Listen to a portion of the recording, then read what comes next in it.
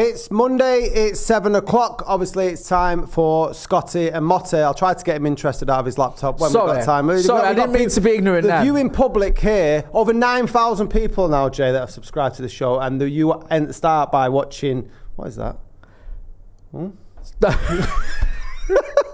Just looking at something completely normal. No, right. Someone threw me, right, because we're going to get into it. We're talking about, on the thumbnail there, you can see, right, Sir Jim Ratcliffe speaking about Manchester United, referencing Manchester United in an interview. Now, someone on Twitter had said that interview was from May. Now, I've just had a look because we got this interview from YouTube, and it's from 3 days ago, as far as I can see. And he's talking with the fellow owners of Ineos and founders of Ineos about owning. It goes through a multitude of topics, but one of them gets to ownership, cycling, that he's done with cycling, done with Nice, done with the other team, Luton, and then he mentions Manchester United. He doesn't go into great detail, but he just talks about how I think he says that it'd be a catastrophe if he got that one wrong or if it didn't work out because of the amount of attention that is on Manchester United. So we'll get into all that in a minute. Sorry, I just wanted to double check that because it panicked me. It threw me a little bit. Nick Collins is in straight in the chat. He says Pogba has been provisionally suspended for an anti-doping offence. Drama/problems just seem to follow him around. Donate laughing emoji. I'll go through some of the hellos. Ross Murphy, Antonio, Sean Livesey, Witterbird, Tanvir, Manchester 1982, Sid the Whistle, Casey, Duncan D's Nuts, Crimson K82 and King Dino. Wow. Yeah, there you go. Thank you, everybody who is watching. Everyone who's subscribing as well, please make sure if you're not subscribed already that you are subscribing. It takes you 2 seconds to do it, and it means a lot to us and allows us to keep creating the content we're doing more and more a week now, aren't we? So we're doing more shows, whereas Pogba's playing less games. You've been a taskmaster with this, and I mean that in a positive way. You're having none of it. You're like, we're doing a video tonight. We're building an empire, Sunshine. We're doing this. What do you mean you're at home with the kids? Don't think so. You're getting in that studio and you're doing that content for us. Poor Alexei's been here for 48 hours straight, haven't you, Alexa? Yeah. I mean, about 4 days I've been here now. Yeah. It's nice that I've been sleeping on the sofa though.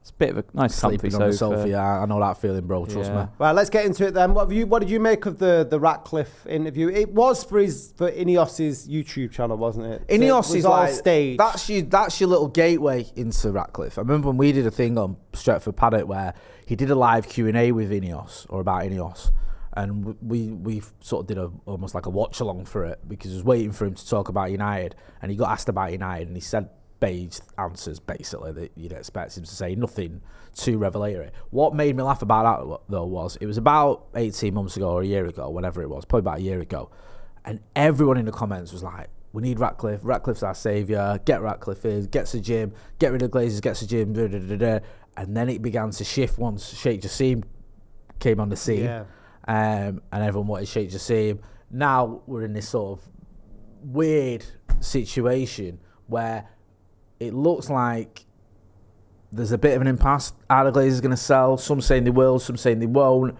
I don't know. It just feels like we're in a bit of no man's land at the minute. Yeah, certainly. And the thing with that was Ratcliffe was the front runner at the beginning. Everyone was saying, he's a Manchester United fan, although he did try and buy Chelsea the summer before.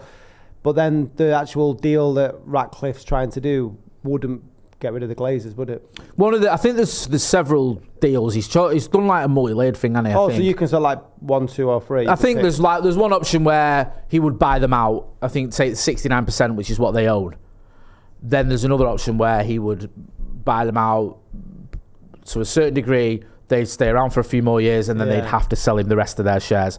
It's all. I mean, I don't understand how these business deals work, but it seems like there was a few options on the table. With Sheikh Jassim, though, it was lock, stock, the effing lots. The thing with Sheikh Jassim is a bit of an unknown quantity. We know he's massively wealthy, and I understand how people will make comparisons to other state-owned clubs, even though it's not a state-owned proposition. Are you buying that one?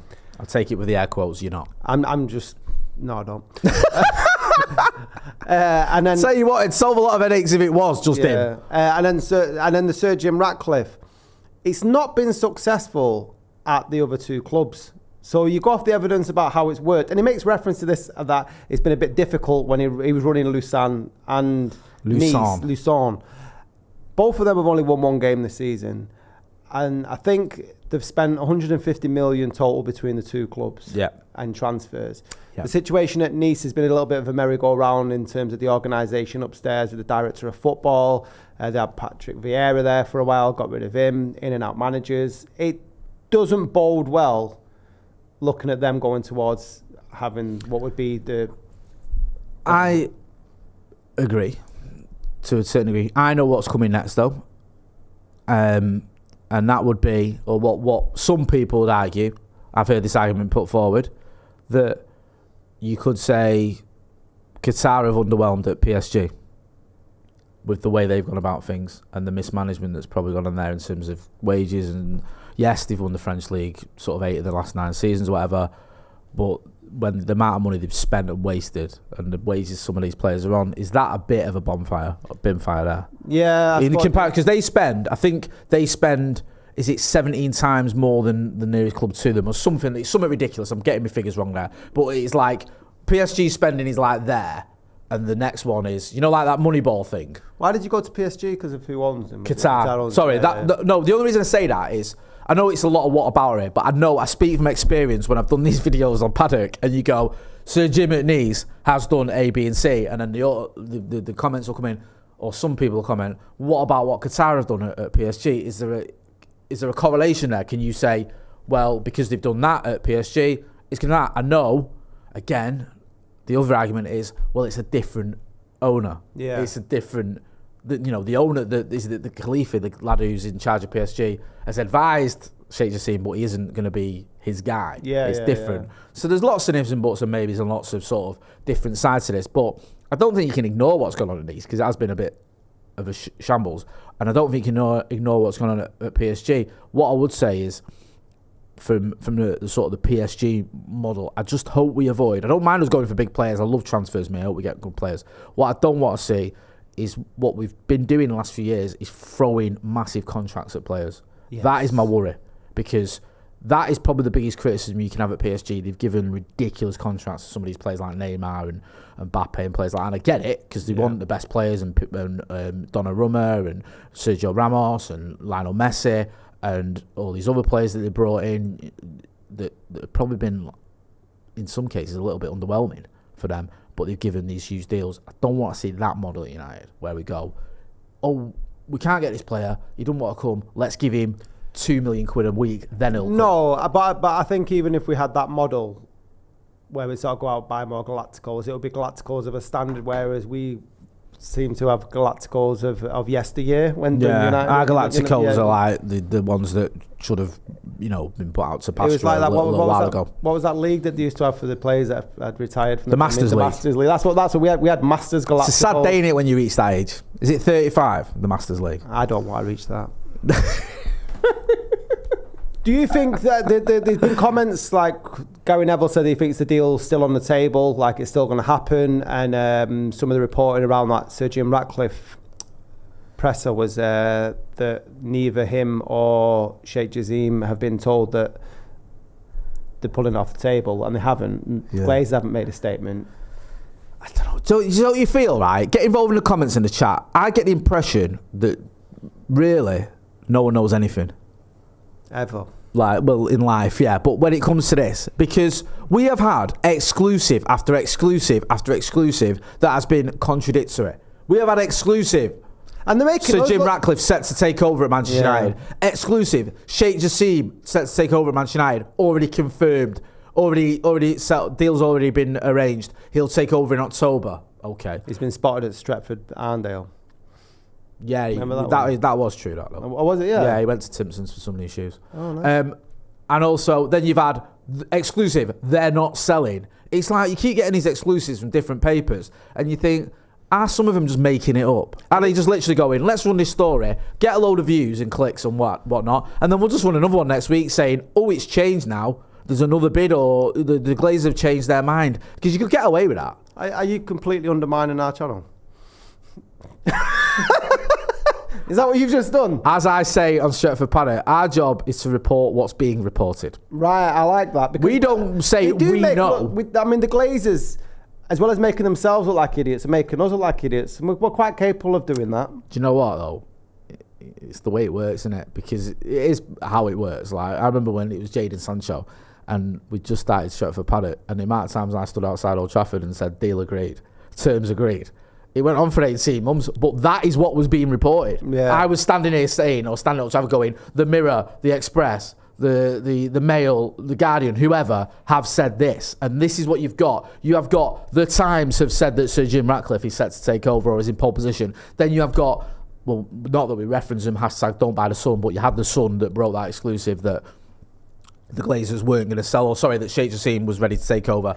Then you had another paper, I can't remember who it was, that came out of an exclusive that the Glazers weren't going to sell. It's the papers that are saying this, and it's like, we're just telling you what we've heard, or what they're, not what we've heard, sorry, what they're reporting. And I get the impression that none of them know anything, really. And it's like, if you've got a business deal like this with NDAs all over the gaff, who's leaking it? Who's telling you this? Is someone, are the Glazers telling you it? Probably not. Is Sir Jim Ratcliffe himself telling you that? No. Sheikh Jassim and his team, are they telling it you? Or are they briefing you? Are they telling you what they want you to say because they want you to try and push it one way or the other? Well, remember when that article came out that United have got to, I think it was July the 16th, or that Qatar are pulling the deal. And then on the Monday, it was like, Qatar aren't pulling the deal. It's still going to be there. Yeah. But they just wanted the deadline. Yeah, yeah. So, do you remember the deadline that United had where the bids have got to be in by this deadline? And then they said, well, actually, they don't. Because both Sir Jim Ratcliffe and Sheikh Jassim went, well, we've not submitted a bid. What I loved about that, right, was, who's the guy on Sky? Alexei. Not our mate. Cave. Sorry, what's his name? Cave? Cave, yeah. Who's on Sky. And he did a story. He was on Sky and he went, the bids are in from Sheikh Jassim and from Sir Jim Ratcliffe, right? He went big on it. It's like, the bids are in now. It's just a waiting game. And then it broke that neither of them had submitted a bid. Like, they both missed the deadline. Both hadn't submitted a bid. It was everywhere. And then he went back on Sky and he went, breaking news. No bids are in. I thought, and he was like, we were hearing reports earlier that the bids have been submitted by you. You were the one saying it. We were hearing reports. You were reporting it. What are you on about, bro? Like, it was in like that sort of scenario where no one knew anything and people were doing stories contradicting their own story.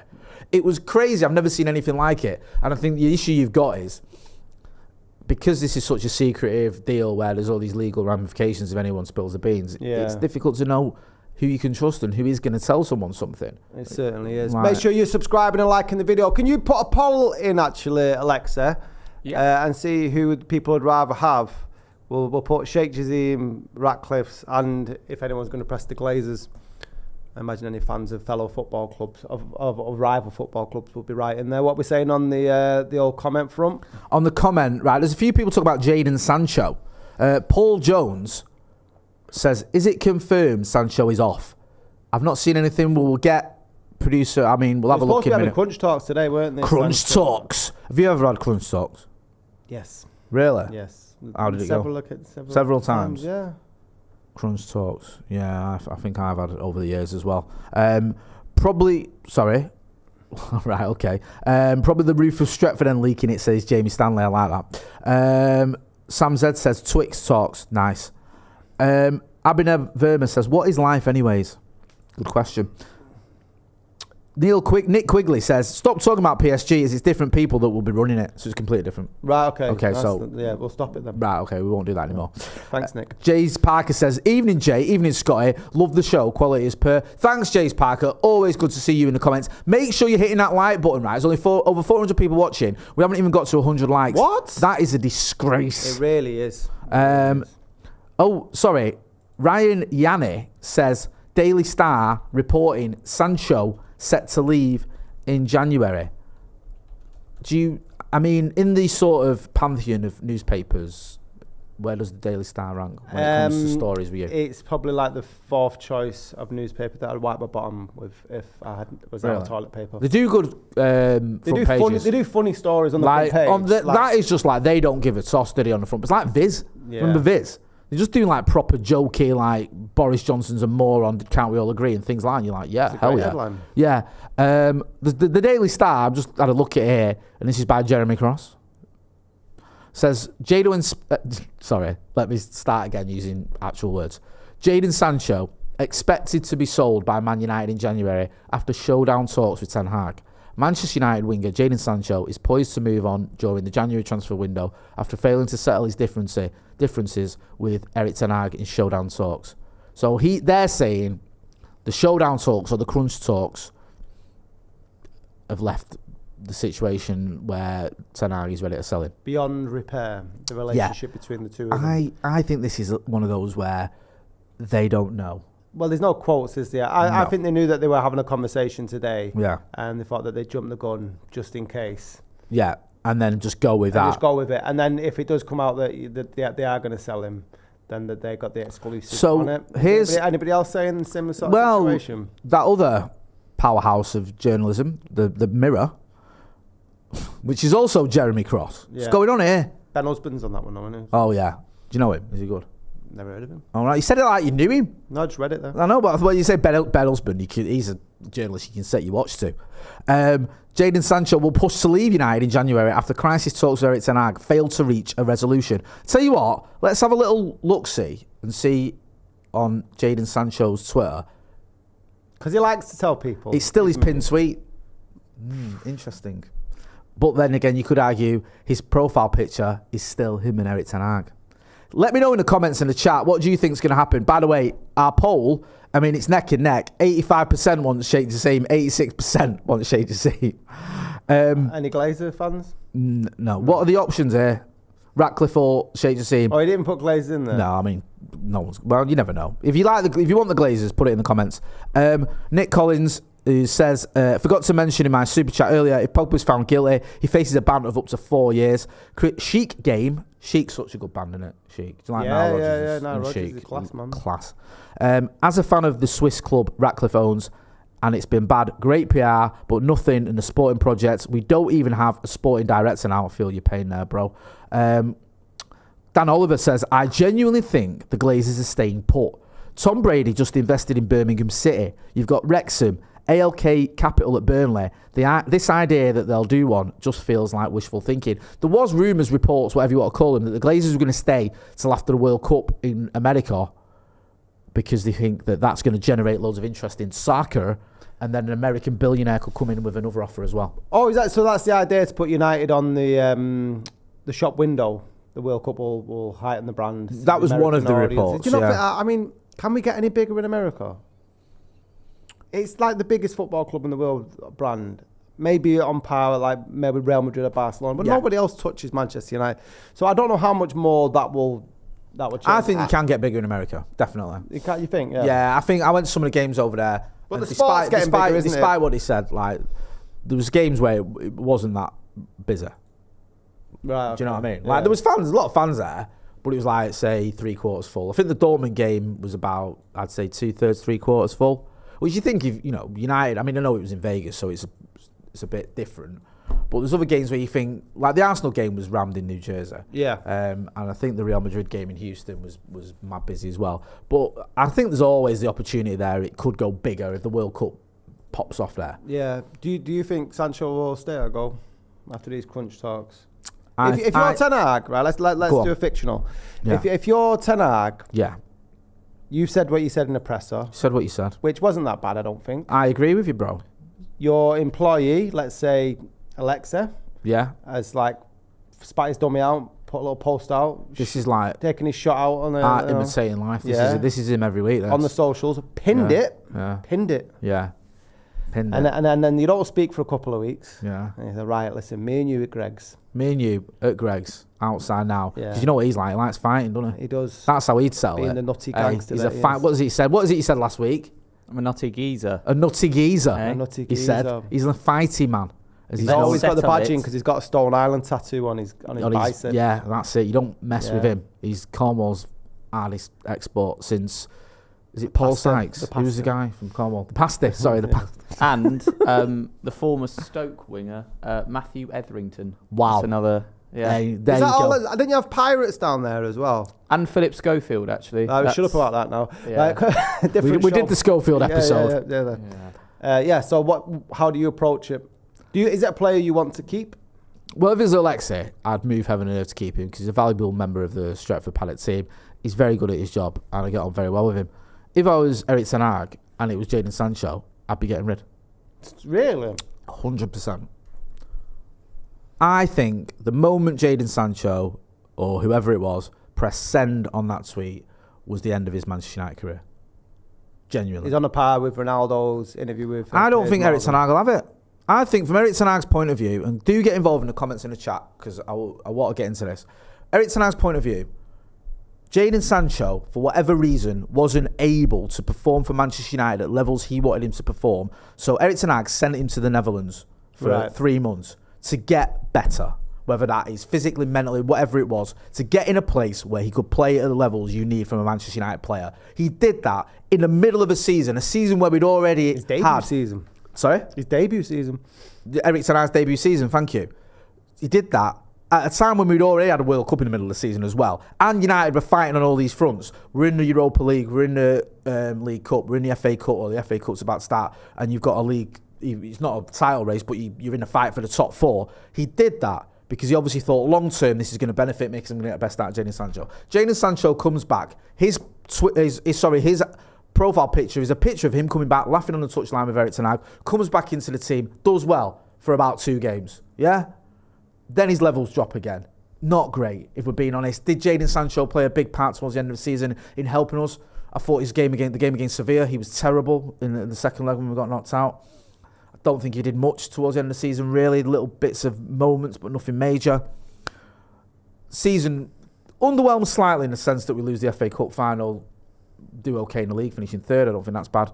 And we've obviously already got the trophy from the Carabao Cup final. You go into this season, pre-season, he's trying with Jadon Sancho, different positions, tries him as a false 9, has a bit of success there. The goal against Arsenal, okay, yeah, maybe Jadon Sancho's going to get going there. The season starts, Jadon Sancho hasn't really done a lot, if we're being honest. No goals, no assists. Arsenal game, not in the squad. He's asked why is Jadon Sancho not in the squad. Now he can lie and say he's injured. How's he know Jadon Sancho's going to go along with that? Jadon Sancho can go and say, well, no, I'm not. And it's also a lie, so you've got to lie to cover the lie. You could say it's tactical. If you're saying it's tactical, that means you've dropped him because you don't think he's good enough. It means the same thing. Or you can do what Erik ten Hag's done and been pretty honest and said training his levels weren't what I need for Manchester United or what I need for this game, so he wasn't in the squad. Relatively honest, whether you like it or not. Straight away almost, Jadon Sancho has pushed back on it with this tweet that everyone can read, giving the manager something to deal with now that he probably didn't have to deal with before. Then you've got stories being leaked. You've got the story about how Erik ten Hag spoke about Jadon Sancho's mental health without his permission. Where's that story come from? It's not come from Erik ten Hag's camp, has it? No. Or United. And it was a fabrication as well because if you look at what he said, he said mentally or physically, which could mean confidence, it could mean anything, belief, whatever. So he's created all this headache, and let's not forget the manager's done what he can to get the best out of him. And Jadon Sancho, and I loved Jadon Sancho at Dortmund. He was a fantastic player. He was one of those players you could sit and watch. Sit down, watch Jadon Sancho, be entertained, and you'll get a goal or an assist at the end of the game. At Manchester United, we've just not seen that. And I don't think he's good enough to be worth this headache for Manchester United. I think he's a good player, and I actually think he's a nice lad. I think he's probably just been ill-advised and not handled the situation as well as he can do, because I think there is a decent kid there. I just feel that for him and for United now, it's at a point where it's probably better for all concerned if he moves on. Yeah, it seems like it's a case of his crossed the Rubicon. You hear that saying? Is that like the drink? No, the Rubicon was a river when Julius Caesar went back to the capital of Rome, and once he crossed that river, there was no point of no return. Really? Yeah, hubris. Bit of ancient history. You should brush up on it. And talk about brushing up on stuff. Go on. Or getting rid of stuff. Yes. Hair. Yes. This podcast is brought to you by Manscaped, the leaders in below the waist grooming. Now, I know what you're thinking. You're thinking, hang on a minute, it's not smooth sack summer anymore, so what is it? Well, it's fresh ball fall. That's what we call I like it. that. Yeah, fresh ball fall. Well, I don't, because I'm from England, yeah? We don't have fall, we have autumn, yeah? So this autumn, if you want to look after your chestnuts, then you need to talk to Manscaped, because using the code Scotty and Motty and the link that's in the description, you can get 20% off and free shipping, yeah? Because it's time for nice flannels and cozy socks, but we can't forget to trim our balls. Nicely Yeah, done. thank you. So you must have heard of Manscaped, but if you haven't, I'm going to tell you about them. Not only are they the leaders in below the waist grooming, not only are they used by 8 million men worldwide, but they have the performance package for you, the 4.0, because me and Scotty don't get out of bed for anything less than 4.0, 3.0, 2.0, behave, man. I'm not interested yet. Nope. I know what you're saying. You're saying, Jay, what are you getting in this performance package 4.0? I'm going to tell you, the lawnmower 4.0 trimmer, yeah, with the advanced skin-safe technology, yeah? You need that. Advanced skin-safe technology, wasn't that the name of your high school band? Yes, it was. Yeah, I thought so. I thought it rang a bell. You also get the crop preserver ball deodorant, the crop toner. You get the boxer briefs. You get the shed travel bag to put it all in. You get so much good stuff. It just feels like there must be something wrong with this deal. I can't believe you're getting all this and 20% off and free shipping. Well, you are. All you've got to do is use the code Scotty and Motty. This is our first ever sponsorship with Yes. Manscaped. They're backing us, and it's a great deal. I'm not just saying that. It is. Go and check it out. Yeah, this autumn or this fall, if you want to be like that, talking of Americans, yeah, you're going to have this, fresh ball fall. Go and check it out. You're going to look the part. You're going to smell the part. You're going to feel the part with Manscaped. Your balls will thank you this autumn. It does feel better having the lack of hair on your balls, I think. It does. I agree. I've been mightily impressed with Manscaped. And you don't like sharing Manscaped, do you? You like your own? I wanted my own. Yeah. And that's why I use the 20% discount. Scotty and Motty. Thank you. In the comments, people are in. Jibak Sahu says, there's a club with hundreds of financial charges against them, and the headlines are about Jadon Sancho and Erik ten Hag squabbling over training standards. Media are sellouts. Right. For starters, let's get accurate here, yeah? It's not hundreds of charges. It's 115 charges, yeah, which technically isn't hundreds, yeah? No. And we're talking about Manchester City and the 115 charges they're facing for a multitude of reasons, including, obviously, the accusations that they've circumnavigated FFP and they may have cheated their way to winning trophies and winning titles and beating United to the title on a couple of occasions as well. Now, call me a cynic. I have my doubts that whether the authorities are going to properly punish them. I think if there was any justice in the world, they probably would be stripped of all them titles and relegated to the Vauxhall Conference. Yeah, the Northern Premier. But we'll wait and see.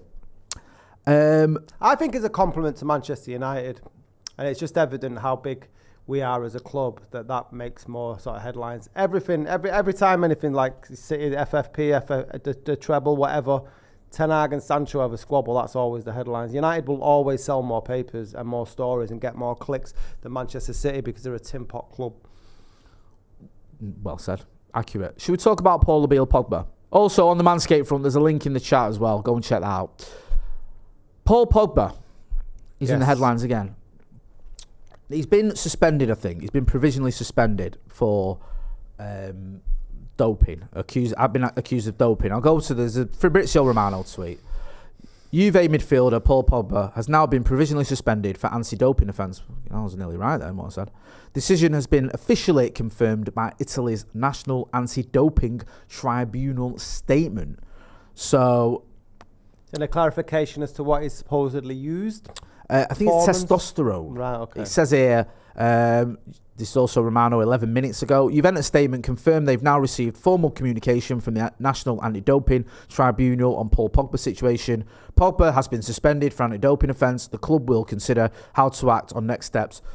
Excuse me, of the... What, you were dabbing? Do you remember when Pogba or his team advised you if you were going to cough during COVID to dab, to remember how to cough into your sleeve? Is that a thing? And everyone went mad. And I was doing that for about 2 years. Pogba has been suspended for anti-doping offence. The club will consider how to act on the next steps of the process. So, it's just another drama with Pogba, isn't it? I just feel like there's been a lot of dramas with the kid. Almost since 2014 onwards. No, 2018 onwards. Outside of him lifting Since that World Cup win, yeah. He's just made more headlines for stuff he's done off the pitch than stuff he's done on it. And he's another one that with the interviews I've seen with him seems like he's a decent man, like family man and stuff like that. But you do wonder about the people that are around him that are sort of... Well, with him you do. His brother, allegedly, was involved in some kidnapping scheme where they were trying to extort 90 million quid out of him. Now, I feel sorry for him now, because that must hurt you to see your family turn against you like that. And from what I gather, he'd looked after him, and then it was like his brother was involved in his kidnapping. I know there's different sides to it, and people saying that maybe his brother was blackmailed or forced into doing this by gangsters or whatever.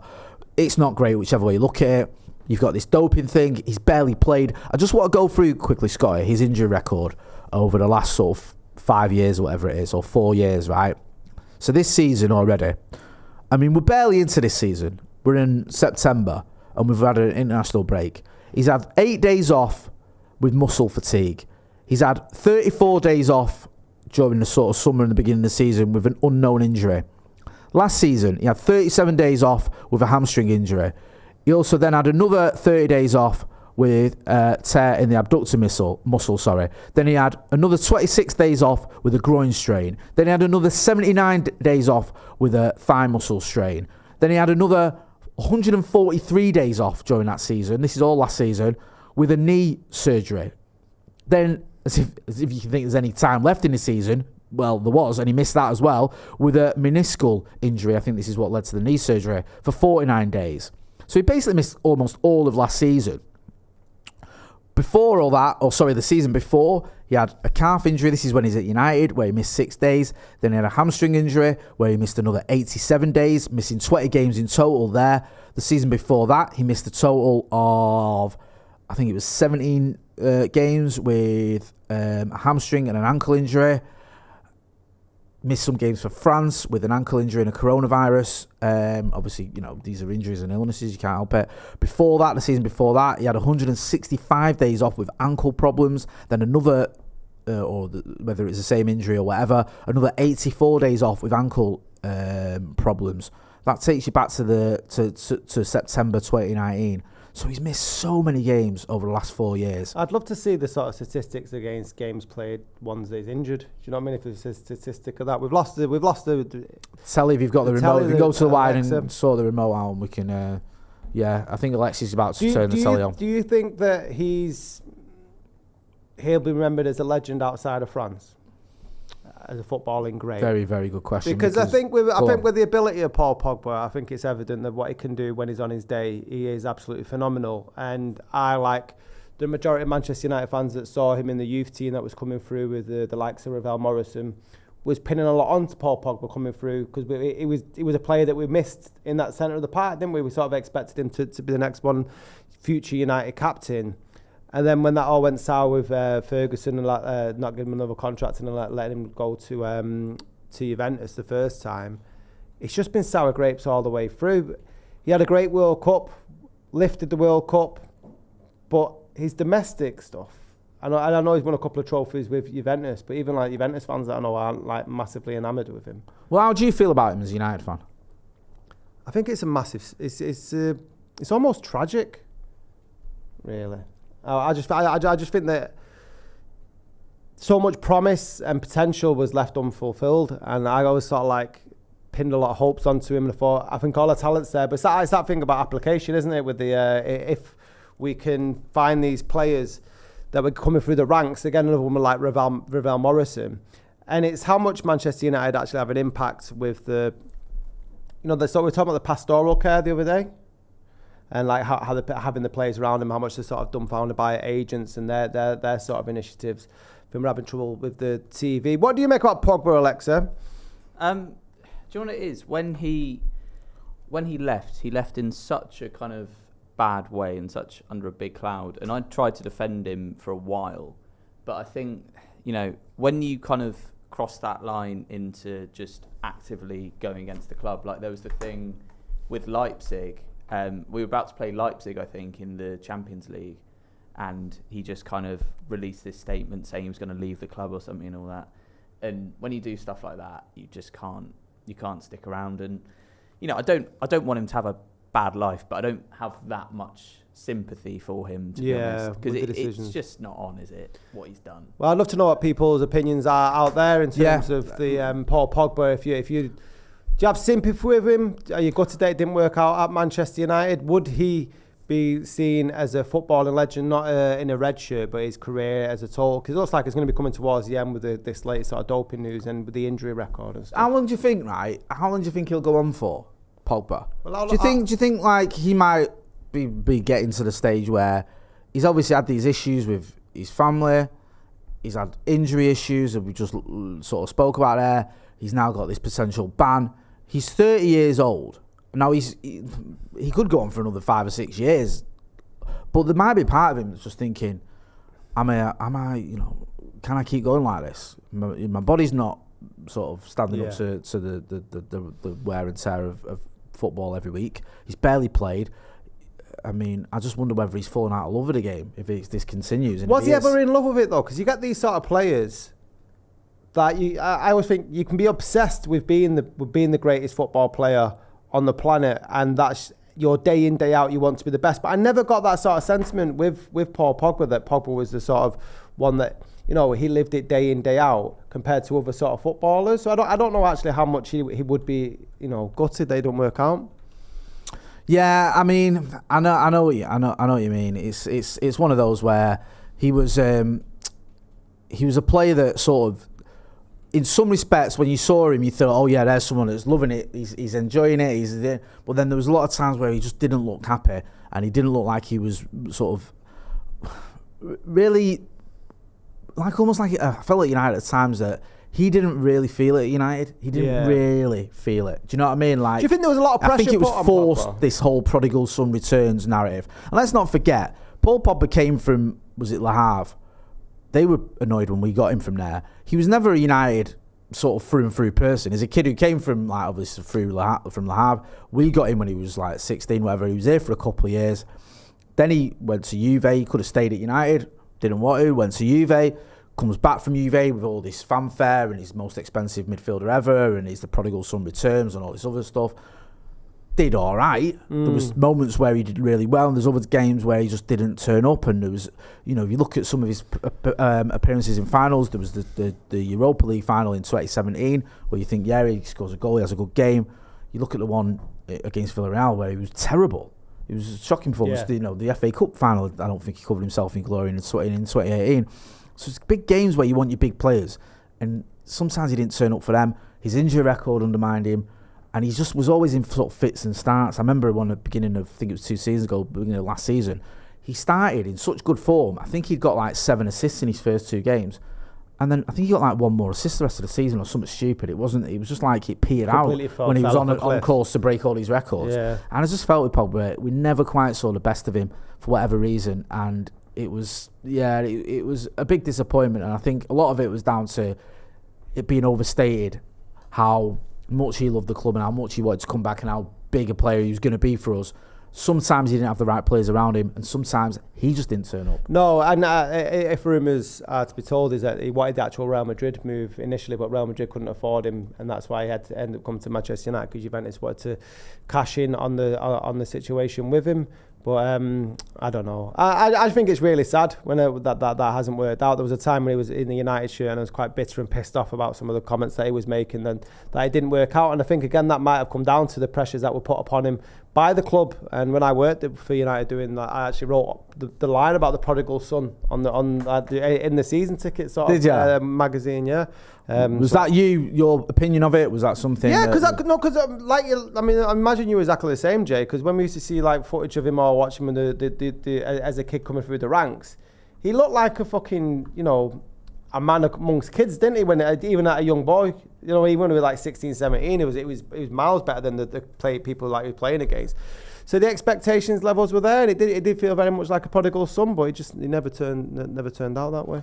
No, it didn't, and it was a shame. I've given up with that telly, by the way. It's driving me insane. So, we're gonna just stick to single cameras, so you've not got. Oh yeah, there you go. Let me chuck that back here. You have to rub the batteries together. Rub the batteries. Do you remember that when you had? That's why it works. And when you had oh no, now. Oh yeah, there you go. See, he's done it. I think. Yeah, what is it? HDMI 1? Yeah. While he's trying to fix the bloody TV. There you go. It's like having James Young back in the building. Can you make sure you're subscribing and liking the video? How many people are watching? There's almost 650 And people how many people have watching. liked it? 154. Right, my maths isn't very good, so I'm not going to do a percentage, but that's shocking numbers. So the 654 watching right now, can you please like? And if you aren't subscribing, please make sure you're subscribing. Thank you, whoever subscribed so far, over 9,000 this week, which was very nice indeed. Danny Shields in the super chat says, if it's found to be an international breach or an intentional breach, it's a 4-year ban. He's finished if that happens. David Harrington says, I'm sorry, I can't believe Juventus or anyone associated them would try to cheat. Laughing emojis there. The Manculorian says, evening fellas, evening. Thanks to everyone who's been involved in the super chat. Thanks to everyone involved who got in the comments. A big thank you to Manscaped as well for sponsoring this podcast. There is a link in the chat and a link in the description. Using the code Scotty and Motty, you get 20% off and free shipping for the Performance Package 4.0. Hey, got it back on. We've got it on. Can we go to the wide now again? Look, you see? Hey? Never send a J to do a man's job. Right, okay, I'll be wrapping up there, That's very rude, that. Very rude. Bang out of order, yeah. Between the two of you, I had Alexei doing a bloody army crawl under here, and all you had to do is move the batteries round. Honestly, help me out by subscribing, because I've got to work with these two. Are we back soon? I don't know. What come back with you the way you spoke about me and Alexei? Oh, well, isn't this nice? Why don't you put it on Twitter and pin it to the top of your profile? I've been Scotty, that's been Motta, that's been producer Alexei. We shall see you very, very soon.